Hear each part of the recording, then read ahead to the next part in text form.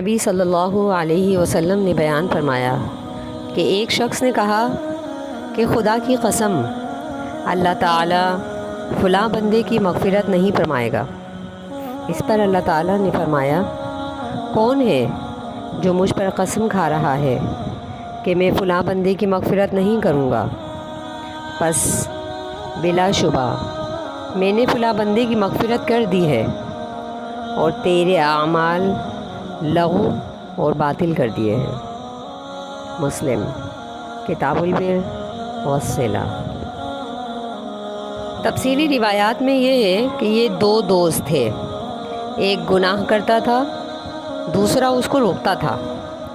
گناہ گار کہتا تھا، یار مجھے میرے رب کے ساتھ چھوڑ دو، مجھے نہ چھیڑو۔ ایک دن اس گناہ گار نے کوئی بڑا گناہ کیا۔ اس پر اس کے دوست نے کہا کہ خدا کی قسم تجھے اللہ تعالیٰ معاف نہیں کرے گا۔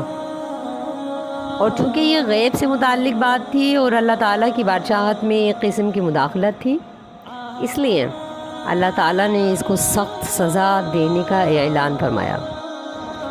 تو پتہ چلا کہ اللہ کی رحمت سے کسی کو مایوس نہیں کرنا چاہیے، کسی کو مایوس کرنا منع ہے۔